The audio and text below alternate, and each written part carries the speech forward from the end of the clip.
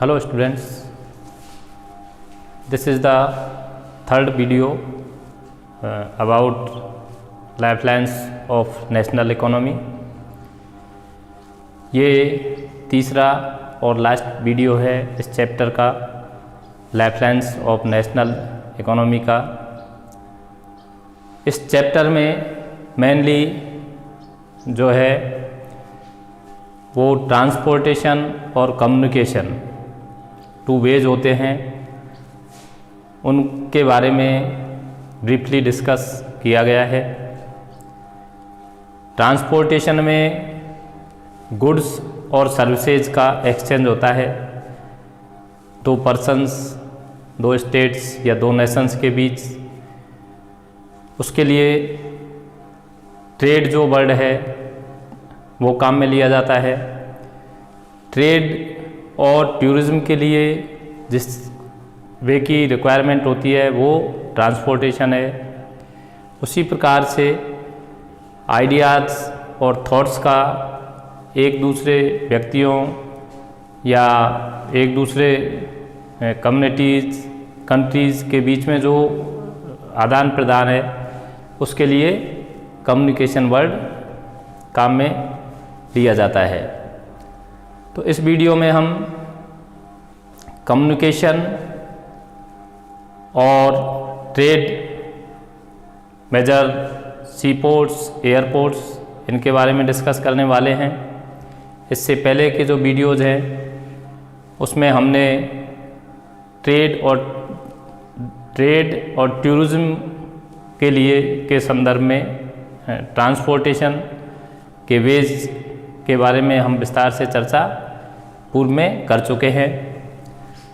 Communication को two types में classify किया गया है, personal communication and mass communication.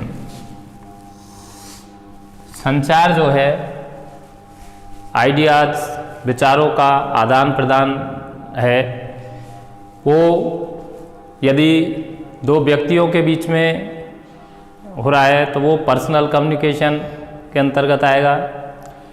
और यदि किसी प्लेटफॉर्म से बहुत से लोगों तक अपने आइडियाज़ को, विचारों को एक साथ में पहुंचाया जा सकता है, या जिन वेज के माध्यम से एक साथ में अपने आइडियाज़ को बहुत से लोगों तक पहुंचाना संभव हो पाता है, वो सभी टूल्स जो है वो मास कम्युनिकेशन के अंतर्गत आते हैं। पर्सनल कम्युनिकेशन में यहाँ पर letters, cards, telephones, email, WhatsApp and mobile phones, ये सभी टूल्स पर्सनल कम्युनिकेशन के हैं, जिनके माध्यम से हम कुछ लोगों तक अपने विचार पहुंचा सकते हैं। इंडियन जो है डाक सेवा, भारतीय डाक सेवा है, ये काफ़ी प्राचीन है और वर्ल्ड में काफ़ी अपना बड़ा स्थान रखती है, बहुत ज़्यादा फैला हुआ इसका विस्तार है। लेटर्स और टेलीग्राम्स वगैरह ये ट्रेडिशनल पैटर्न के कम्युनिकेशन के टूल्स थे। आज इनका स्थान जो है वो मोबाइल फ़ोन्स और ईमेल जैसे टूल्स ने ले लिया है। अब हम सेकंड जो है कम्युनिकेशन का जो सेकंड टर्म है मास कम्युनिकेशन, उसकी चर्चा करेंगे। मास कम्युनिकेशन के माध्यम से एक ही प्लेटफॉर्म से एक व्यक्ति अपने आइडियाज़ को बहुत से लोगों तक एक साथ पहुंचा सकता है। क्या वो टूल्स है जिनके माध्यम से हम अपने विचारों से एक साथ बहुत से लोगों को अवगत करवा सकते हैं? तो वो है टेलीविज़न। टेलीविज़न में जो इंडियन गवर्नमेंट का चैनल है वो दूरदर्शन के नाम से बहुत पहले से चला आ रहा है। रेडियो, इस पर आकाशवाणी जो है वो गवर्नमेंट का चैनल लंबे समय से है। प्रेस प्रेस भी कई टाइप्स की होती है। प्रेस के अंदर पत्र, पत्रिकाएं, समाचार पत्र, ये सभी सम्मिलित होते हैं। तो अखबार है, न्यूज़पेपर्स हैं, इनके माध्यम से इनमें जो है अपने आइडियाज़, अपने लेख लिख करके इनकी न्यूज़ के माध्यम से एक साथ में बहुत से लोग अवगत हो पाते हैं, क्योंकि न्यूज़पेपर को, टेलीविज़न को, रेडियोज़ को, फिल्म्स को बहुत लोग देखते हैं।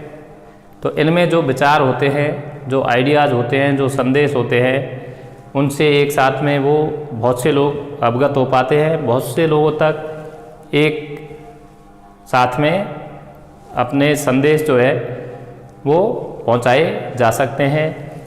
और जिस टूल्स के माध्यम से एक साथ में बहुत से लोगों तक अपने विचार पहुंचाए जा सके, वो सब मास कम्युनिकेशन के अंतर्गत आते हैं। अब हम देखते हैं सेकंड जो टॉपिक हमारा है वो इंटरनेशनल ट्रेड। पहले हमें ये समझना ज़रूरी है ट्रेड किसे कहते हैं। जैसा कि इससे पहले भी आपको बताया जा चुका है, जब हम अपने आइडियाज़ को एक्सचेंज करते हैं किन्हीं पर्सन्स के बीच, तो वो कम्युनिकेशन के अंतर्गत आता है। विचारों का आदान प्रदान, इसका मतलब कम्युनिकेशन, संचार। वस्तुओं और सेवाओं, गुड्स और सर्विस का एक्सचेंज है, वो आता है ट्रेड के अंदर।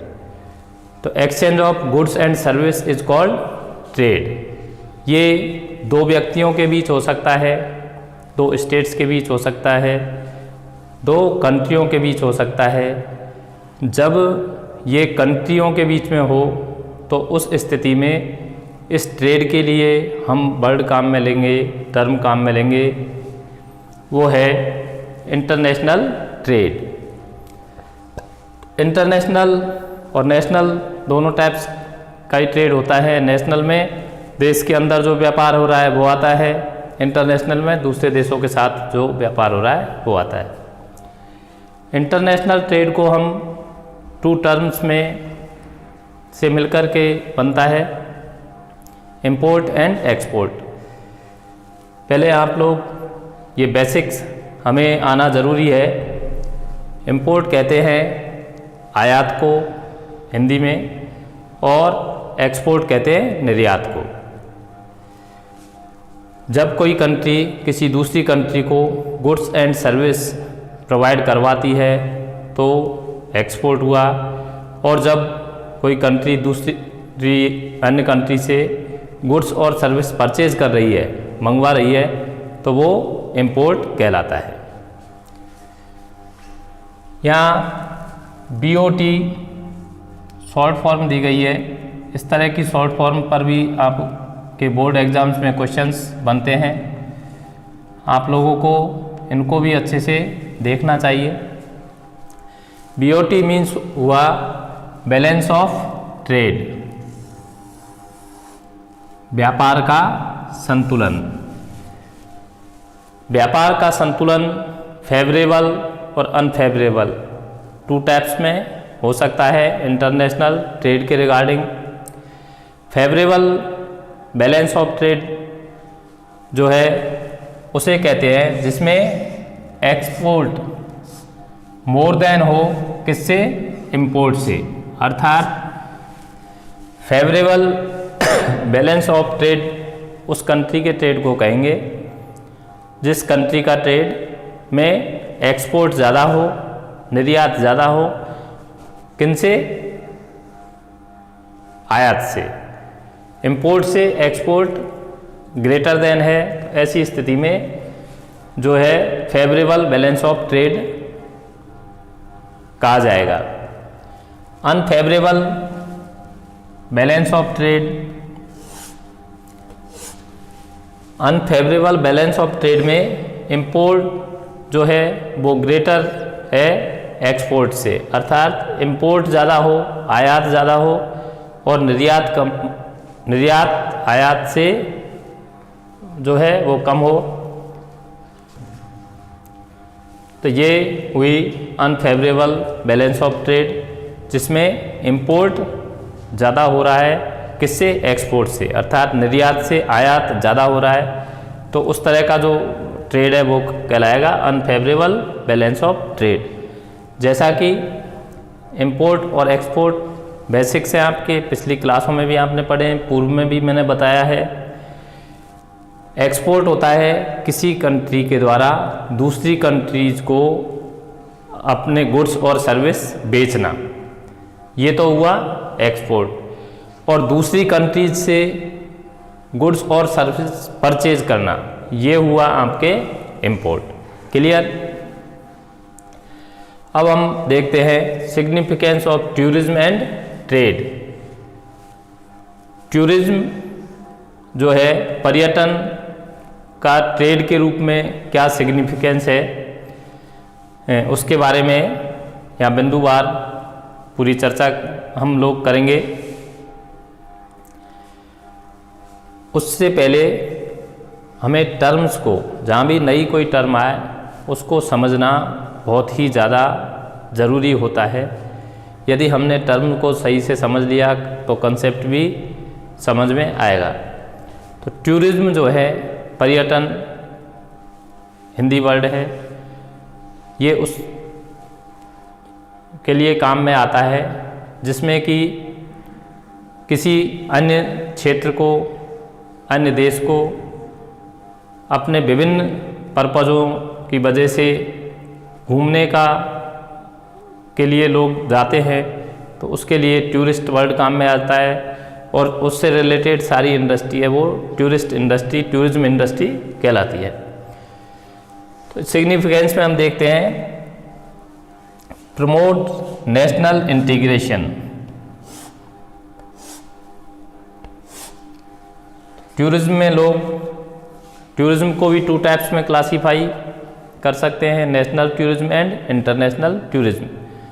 तो क्लासिफिकेशन के अलग अलग बेसिस हो सकते हैं, उनके आधार पर कई प्रकार से क्लासिफिकेशन किए जा सकते हैं। तो टूरिज्म में लोग एक दूसरे से मिलने का मौका मिलता है, एक दूसरे की कल्चर को समझने का मौका मिलता है, एक दूसरे के आइडियाज़ को समझने का मौका मिलता है। तो ये जो है इससे प्रमोट्स नेशनल इंटीग्रेशन, राष्ट्रीय एकता को बढ़ावा मिलता है। जब लोग कम्युनिकेशन एक दूसरे से रखेंगे, एक दूसरे की कल्चर को जानेंगे, एक दूसरे के आइडियाज़ को सुनेंगे, अपने आइडियाज़ को उन तक पहुंचाएंगे, तो ऐसी स्थिति में कॉन्फ्लिक्ट्स जो होते हैं उनका काफ़ी हद तक वो डिसॉल्व हो जाते हैं और नेशनल इंटीग्रेशन को बढ़ावा मिलता है। नेशनल के साथ साथ इंटरनेशनल इंटीग्रेशन को भी इंटरनेशनल टूरिज्म की सहायता से बढ़ावा मिलता है। सेकंड आपका पॉइंट है provides support to local handicrafts. यहाँ नई टर्म जो आई है वो हैंडीक्राफ्ट्स है। Handicrafts means handmade items. अब हैंडमेड जो आइटम्स है ये कुटीर उद्योग के अंतर्गत रूरल जो पार्ट्स है उनमें बनते हैं। जैसे मशीनों का जब तक हमारी कंट्री में नहीं थी उससे पहले सारी इंडस्ट्रीज हैंडमेड ही चला करती थी। फॉरेन जो टूरिस्ट है वो हैंडमेड आइटम्स में इंटरेस्ट ज़्यादा दिखाते हैं, परचेज करते हैं, तो उनकी वजह से जो है हैंडीक्राफ्ट जो इंडस्ट्री है इसको काफ़ी बढ़ावा मिलता है।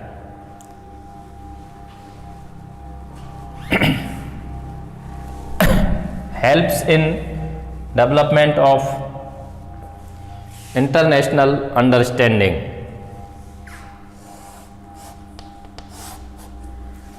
टूरिज्म में किस प्रकार से टूरिज्म अंडरस्टैंडिंग को बढ़ावा देता है वो हम लोग डिस्कस कर चुके हैं।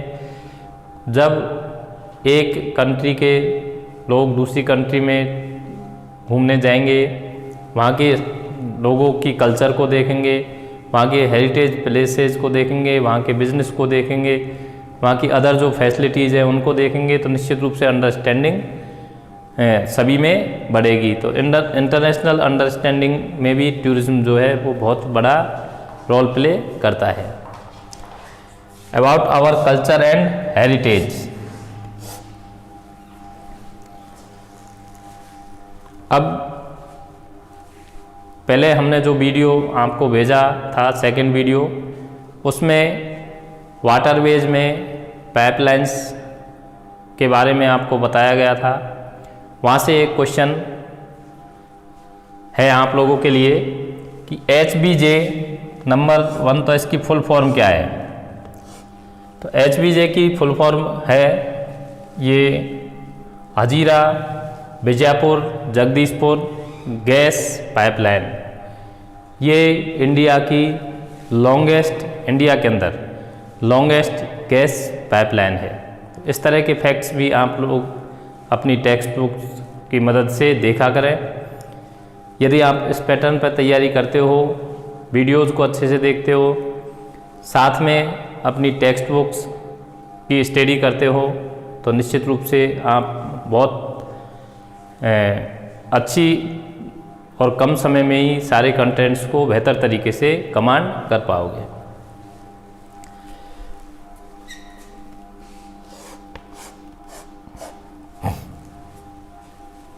हमारा जो नेक्स्ट अब टॉपिक है वो major sea ports and major airports है। जिस प्रकार से बसों में यात्रियों को बैठने के लिए बस स्टैंड होते हैं, जहाँ पर बस निर्धारित स्थान पर रुकती है, जहाँ से यात्री बैठ सके। सामान को रखने के लिए एक निश्चित वो स्थान होता है। यात्रियों को बैठने के लिए, बसों में बैठने के लिए बस जहाँ आकर के खड़ी होती है, जहाँ से यात्री उनमें बैठ सके, उसे हम बस स्टैंड कहते हैं। इसी प्रकार से रेलगाड़ियों के खड़े होने का वो स्थान जहाँ से यात्री उतरते हैं, रेलगाड़ियों में चढ़ते हैं, उसके लिए रेलवे स्टेशंस बने होते हैं। इसी प्रकार से वाटरवेज में और एयरवेज में, वाटरवेज में जो पानी के जहाज़ होते हैं, उनमें गुड्स को लादने और उतारने, या ये कहें कि जहाज़ पानी के जहाँ आकर के रुकते हैं, उन स्थानों को, इनके जो स्टैंड है, उनको कहा जाता है सी पोर्ट। क्या कहा जाता है? सी पोर्ट। और जहाँ हवाई जहाज़ आकर के रुकते हैं, जहाँ से यात्री उनमें चढ़ते और उतरते हैं, उस स्थान को कहा जाता है एयरपोर्ट। तो ये बेसिक कंसेप्ट आपका एकदम अच्छे से क्लियर पहले से ही होगा।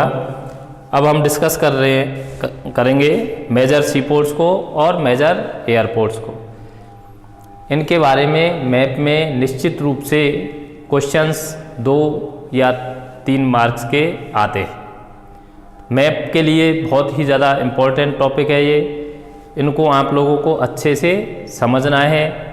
मैप में लोकेशन को डायरेक्टली नहीं पूछा जाता, तो इनसे रिलेटेड जो इन्फॉर्मेशन है वो पूछी जाती है। यदि उसकी आपको जानकारी है तो आप उसको इंडिकेट कर पाओगे। कांडला सी पोर्ट,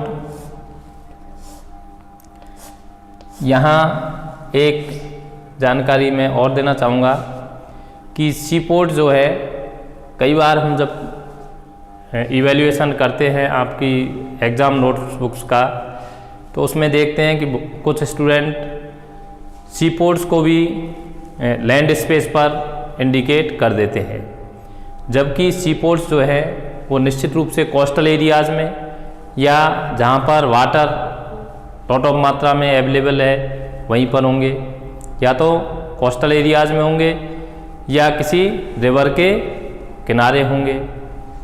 तो इस चीज़ का भी आप लोगों को ध्यान रखना है।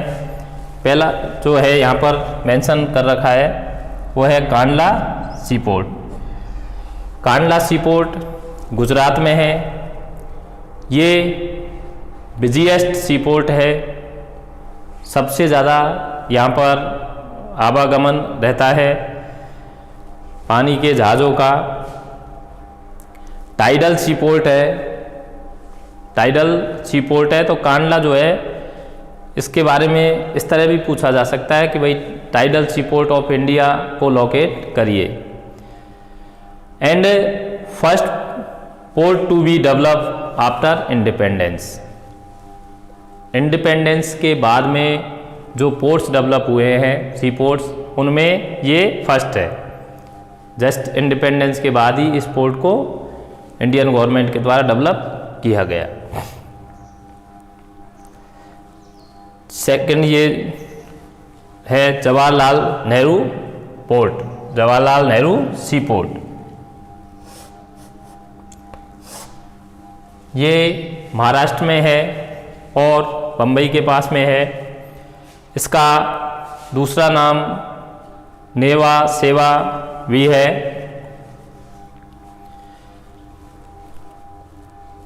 मुंबई पोर्ट, मुंबई पोर्ट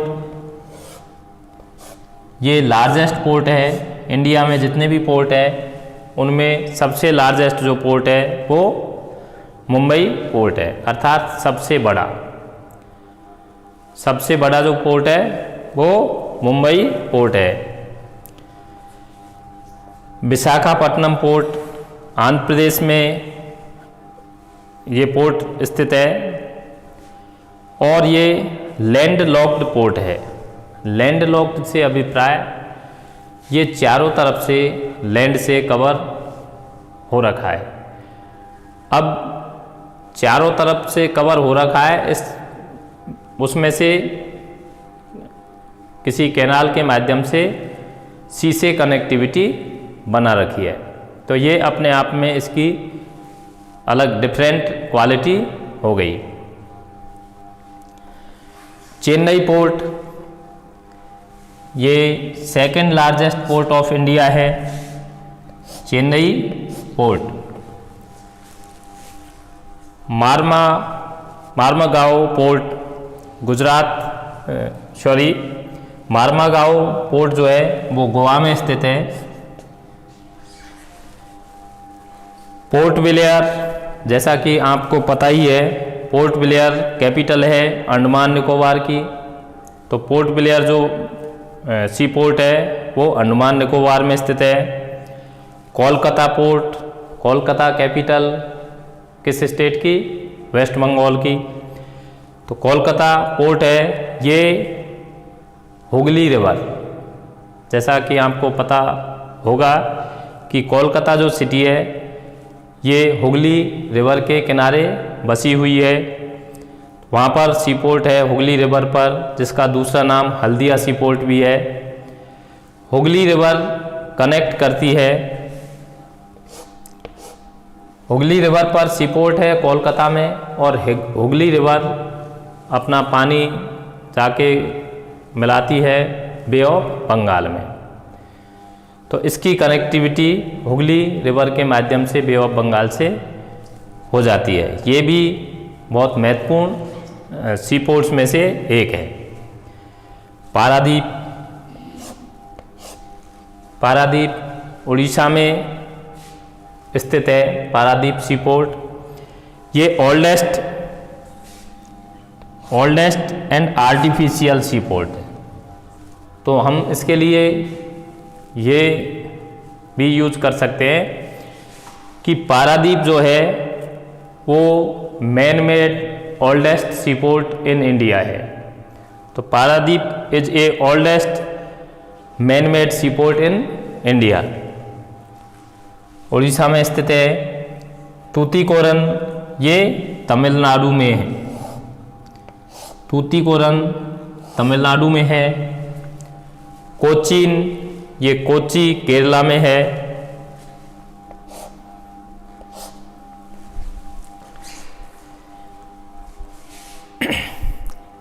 एन्नोर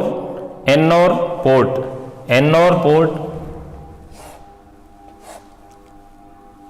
ये जो है चेन्नई में है। न्यू मैंगलोर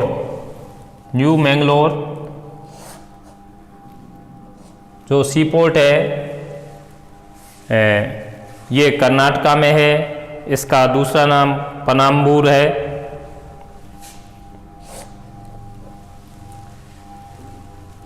ये आप लोगों के सामने अभी सी पोर्ट डिस्कस किए गए हैं, सभी महत्वपूर्ण है, सभी को लोकेट करना आपको आना चाहिए। साथ में उस सी पोर्ट की जो मेन कैरेक्टर्स हैं उनकी भी जानकारी आपको होनी चाहिए।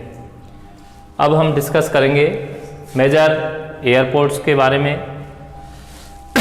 तो यहाँ पर आप के सामने जो चार्ट बनाया गया है मेजर इंटरनेशनल एयरपोर्ट्स का, देखिए मेजर मुख्य इंटरनेशनल मतलब जहाँ से इंटरनेशनल फ्लाइट्स जाती हैं।